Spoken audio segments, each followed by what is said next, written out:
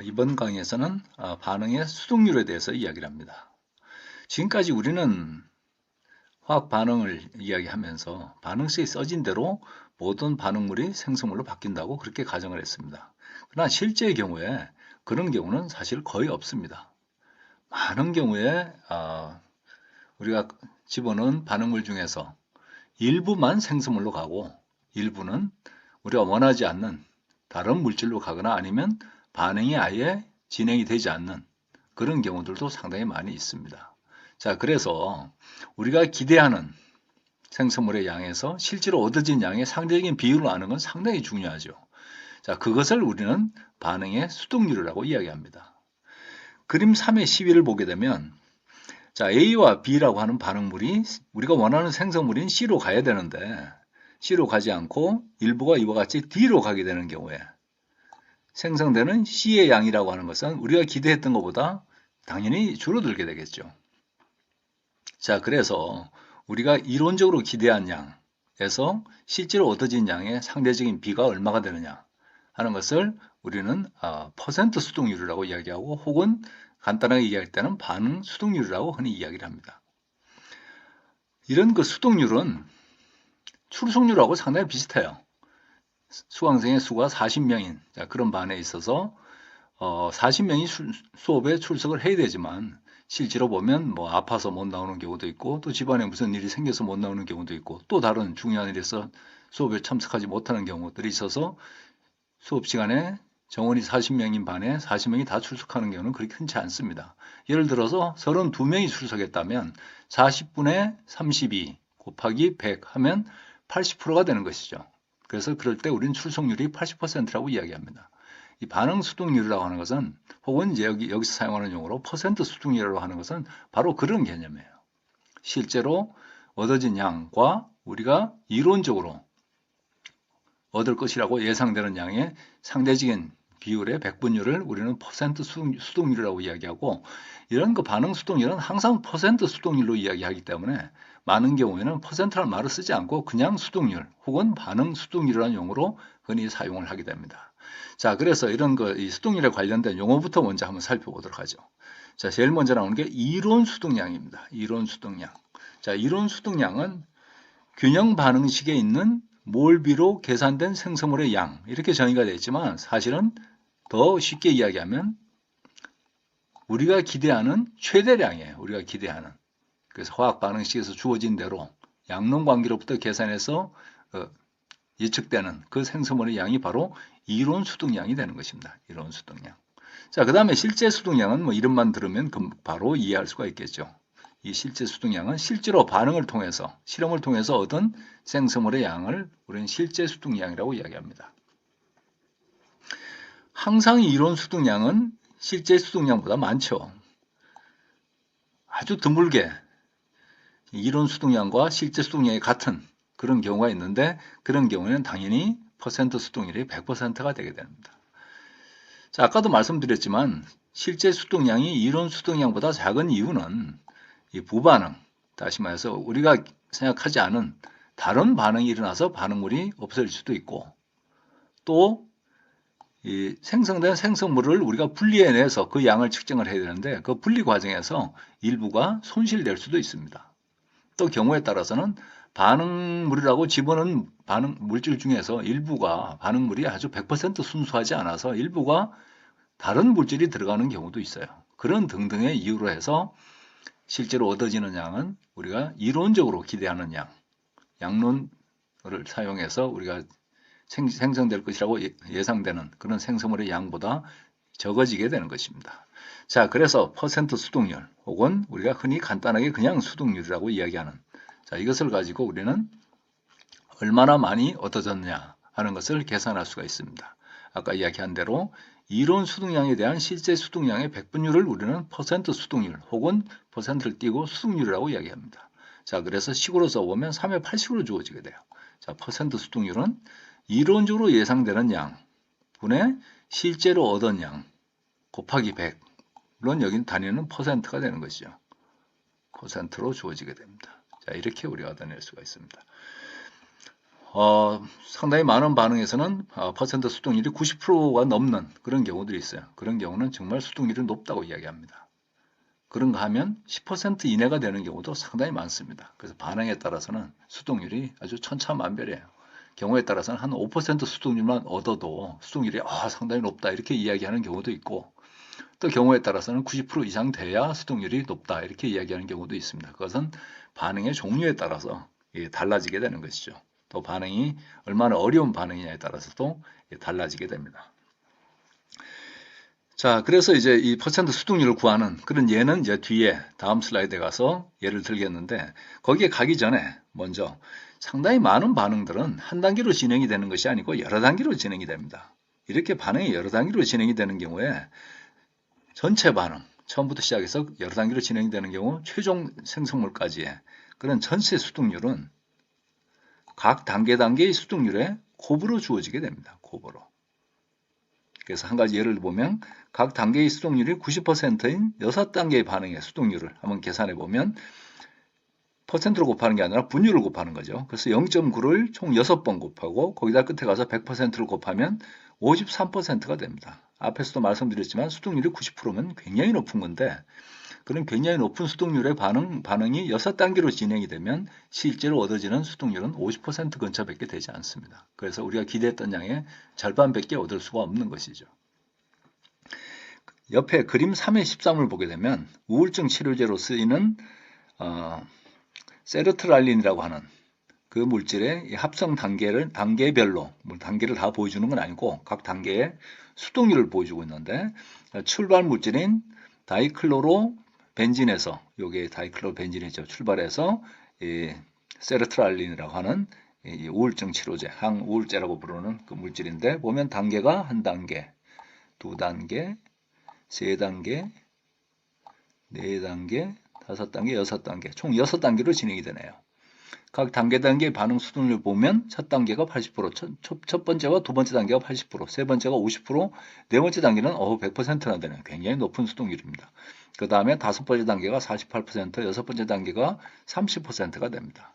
자, 그래서 처음 출발 물질에서 최종적으로 우리가 원하는 생성물인 이 우울증 치료제까지 가는 과정에 이 수동률을 계산하기 위해서는 0.8 곱하기 0.8 곱하기 0.5 곱하기 1.0 곱하기 0.48 곱하기 0.3, 자, 이렇게 하게 됩니다. 자, 그래서 수동률이 얼마가 되느냐면 퍼센테주로 하면 4.6%가 됩니다. 4.6%가. 자, 그래서 처음에 다이클로로 벤진 100g으로 시작했다면 4.6%는 아니네요. 제가 생각을 잘못한 거고, 그건 이제 숫자를 곱해서 그 값을 구하면 됩니다. 자, 이렇게 해서 쭉 구해보면 결국 여러 단계로 진행이 되고, 또 중간중간에 보면 수동률이 굉장히 낮은 반응들이 있어서 6단계를 지난 다음에 얻어지는 세르트랄린의 양은 4.6g 밖에 되지 않습니다. 실제로 굉장히 많은 그 의약품들은, 약으로 쓰이는 제품들은 합성 단계가 이거보다 훨씬 더 더 많은 단계를 거칩니다. 그렇기 때문에 처음에 굉장히 많은 반응물을 가지고 시작을 해도 최종적으로 얻어지는 약의 양은 상당히 적은 양이에요.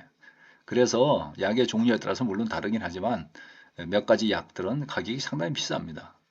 그 이유 중에 하나가 이와 같이 이 수동률이 각 단계가 여러 단계로 진행이 되고, 각 단계 중에서 수동률이 낮은 그런 단계들이 있어서 실제로 얻어지는 생수물의 양이 우리가 예상하는 양보다 훨씬 적기 때문에 이 단가가 높아지게 되는 것입니다.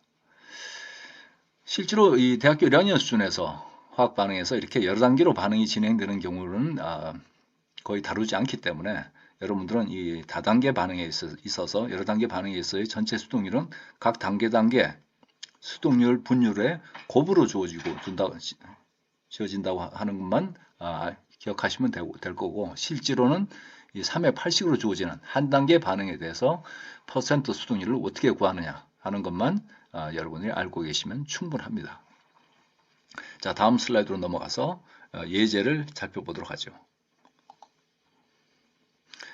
자, 예제 3의 21입니다. 탄화실리콘 SiC라고 하는 화합물인데, 고온에서 모래와 탄소가루를 반응시켜서 만들어지는 중요한 세라믹 물질이라고 되어 있습니다. 이게 되게 샌드페이퍼 같은데 많이 사용을 합니다. 물론 이제 일산화탄소도 생성물로 함께 생성된다고 되어 있어요.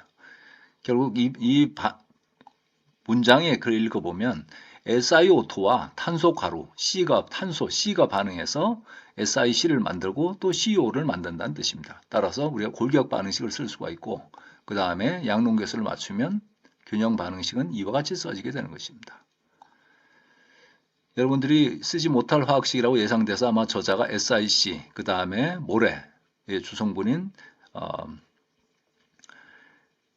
이산화실리콘, 그래서 SiO2의 화학식을 저자가 미리 줘놨어요. 나머지는 여러분들이 쓸만하다고 생각해서 아마 안 준 것 같은데, 자, 이렇게 해서 골격 반응식을 쓸 수 있고, 그 다음에 균형을 맞추면, 자, 이와 같이 되게 됩니다.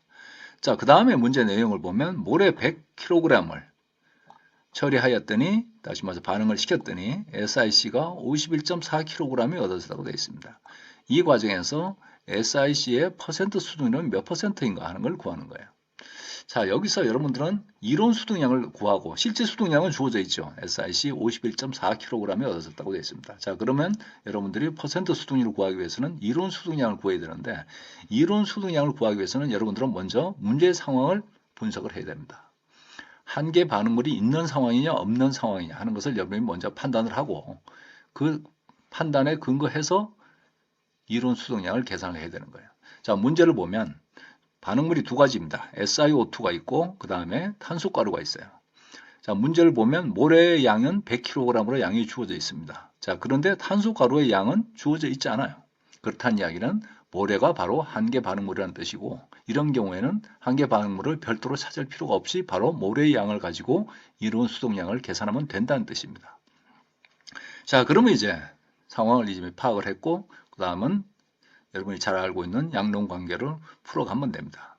자, 제일 먼저 할 일은 모래가 질량으로 주어져 있어요. 자, 이것을 우리는 몰수로 바꿔야 됩니다. 자, 그러기 위해서는 그래서 SiO2의 몰수를 구하기 위해서는 질량, 그램 단위로 바꾼 거죠. 질량 나누기 SiO2의 몰 질량입니다. 몰 질량. 자, SiO2는 1몰 속에 실리콘이 1몰 들어있고 산소 원자가 2몰 들어있어요. 따라서 주기율표에서 원자량을 찾아서 더해주면 됩니다. 자, 그렇게 계산하면 SiO2가 1664몰이 얻어지게 됩니다. 자, 1664몰의 SiO2가 완전히 반응했을 때 생성될 SiC의 몰수를 구해보죠. 자, 보다시피 몰비가 1대1입니다. 1대1.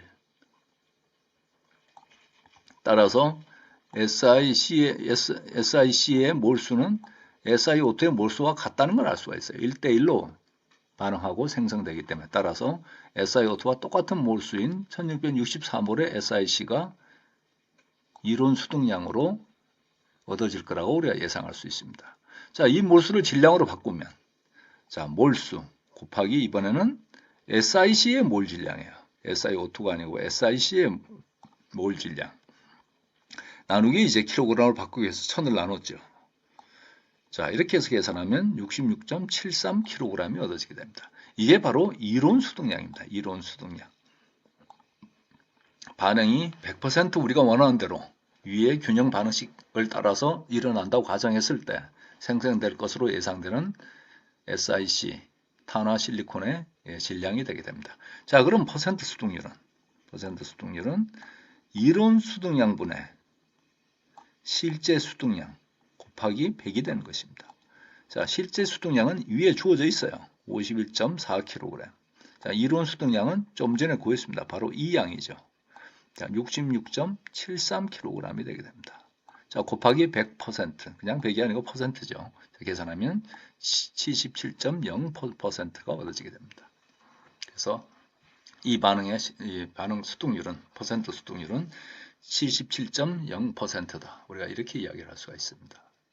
자, 이 반응에서는 아까 말씀드린 대로 한계 반응물이 양이 주어져 있는 물질이기 때문에 계산 과정이 좀 간단했습니다. 근데 그렇지 않고 한계 반응물이 존재하는 상황이면 한계 반응물부터 먼저 찾고 나서 여러분들은 양론 계산을 진행해야 됩니다. 자, 다음 슬라이드의 예제에서 한계 반응물을 먼저 찾아야 되는 그런 상황의 예제를 보도록 하겠습니다. 자, 메탄올을 만들 때 일산화탄소와 수소를 반응시켜서 만든다고 되어 있습니다. 물론 만드는 방법이 꼭 이것만 있는 건 아니고 다른 방법도 있지만 이렇게 이제 합성한다고 되어 있습니다. 자, 그랬을 때 이론 수동량이 얼마인가를 묻고 있고 그 다음에 실제로 얻어진 양이 주어져 있기 때문에 퍼센트 수동률을 구해보라는 이야기입니다. 자, 그런데 문제 상황을 보게 되면 일산화탄소와 수소 두 반응물의 양이 다 주어져 있어요. 자, 이렇다는 이야기는 이 상황은 한 개 반응물을 먼저 찾고 나서 양론 계산을 해야 되는 상황이라고 하는 것을 알 수가 있습니다. 자, 그 전에 우리가 제일 먼저 해야 될 일은 균형 반응식을 쓰는 것입니다. 자, 그래서 문제 기술로부터 우리는 수소와 일산화탄소가 반응해서 메탄올이 된다고 이와 같이 골격 반응식을 쓸 수가 있고 그 다음에 양론 계수를 맞추면 여기에 2만 집어넣으면 양론 계수가 맞습니다. 그래서 이와 같은 균형 반응식을 얻을 수가 있습니다. 이 강의에서 항상 균형 반응식이 주어져 있지만 실제 상황에서 여러분들은 균형 반응식을 먼저 얻고 나서 이 문제를 풀어야 됩니다. 그래서 이 균형 반응식이 주어져 있지만 여러분들이 문제를 읽으면서 균형 반응식을 여러분의 능력으로 쓰는 그런 연습을 꼭 하셔야 됩니다. 꼭 아무리 간단한 반응이더라도. 자, 어떻게하네. 자, 이렇게 해서 균형 반응식을 얻으면 그 다음은 이제 앞 강의에서 배웠던 한계 반응물을 찾는 그 방법을 사용하시면 됩니다. 자, 먼저 이제 수소 8.6kg의 몰수는 질량 나누기 몰 질량이 되는 것이죠. 자, 이렇게 해서 몰수를 구하면 수소의 몰수가 이와 같이 주어집니다. 자, 그 다음에 일산화탄소 68.5kg의 몰수도 똑같은 방식으로 구합니다. 질량 나누기 일산화탄소의 몰 질량 해서 이와 같이 몰수를 구합니다. 자, 각각의 두 반응물의 각각의 몰수를 다 구했으면 이제는 이 각각의 몰수를 가지고 예상되는 각각의 이론 수동량을 계산하는 것이죠. 자, 그래서 수소에 대해서 계산해 보면 주어진 물질의 양, 여기는 또 일산화탄소를 먼저 계산했네요. 자, 일산화탄소의 몰수 곱하기 몰비, 일산화탄소의 양론계수분의 생성물인 메탄올의 양론계수 1분의 1입니다. 1분의 1. 자, 그래서 예상되는 메탄올의 몰수는 일산화탄소와 똑같은 2.44 곱하기 10의 3승몰이에요. 자, 똑같은 계산을 수소에 대해서도 반복합니다. 4.27 곱하기 10의 3승몰의 수소 곱하기 몰비. 수소의 양론계수는 위에 균형 반응식을 보면 2입니다. 2분의 메탄올의 양론계수 1.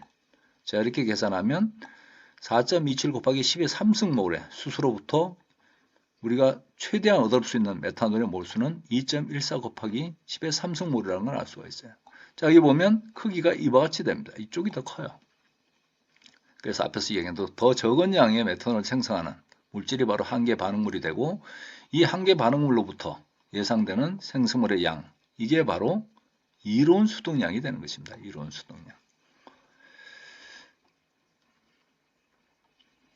자, 그래서 이론 수동량은 질량으로 구해야 되기 때문에 여기 지금 몰수로 주어져 있으니까 몰수에다가 메탄올의 몰 질량을 곱해주게 되면 바로 6.86 곱하기 10의 4승g, 킬로그램으로 바꾼다면 68.6kg이 바로 이론 수동량이 됩니다. 메탄올의 이론 수동량이 되는 것이죠. 자, 그러면 퍼센트 수동률은, 퍼센트 수율이라고 되어 있는데 우리 흔히 수율이라고도 합니다. 수동률은 이론 수동량분의, 이론 수동량은 좀 전에 구했죠. 바로 이 값입니다. 이론 수동량분의 실제로 얻은 양, 이거는 문제에서 주어져 있는 것입니다. 자, 곱하기 100 하면 52.0%가 얻어지는 걸 알 수가 있습니다. 자, 그래서 이 추가 예제는 앞에서 나왔던 예제보다 조금 더 상황이 복잡한 상황입니다. 두 가지 반응물의 양이 다 주어져 있기 때문에 한 개 반응물을 먼저 찾고 나서 이론 수동량을 구하는 것이에요. 따라서 한 단계가 더 있는 것이죠. 앞에 다른 강의에서도 제가 말씀드렸지만 한 개 반응물을 먼저 찾아야 되느냐 아니면 이미 주어져 있느냐 하는 것은 반응에 참여하는 물질의 양이 다 주어져 있느냐 그렇지 않느냐로부터 여러분이 판단할 수가 있습니다. 그래서 지금 이 추가 예제에서 메탄올 합성의 예를 보게 되면 두 반응물인 일산화탄소와 수소의 양이 다 주어져 있어요. 그러면 여러분들은 바로 판단해야 됩니다. 한 개 반응물을 먼저 찾고 나서 양론 계산을 해야 되는구나 하고 여러분이 판단을 하셔야 됩니다. 앞에 나왔던 예제와 요 예제를 비교해 보면서 어떻게 다른가 하는 것을 살펴보시고 한계 반응물을 먼저 찾아야 되는 상황과 그렇지 않는 상황, 한계 반응물이 이미 주어져 있는 상황을 여러분들이 확실히 이해하시고 반응의 퍼센트 수동률을 구하는 그런 방법을 복습하시기 바랍니다. 자, 이상으로 이번 강의를 마치겠습니다.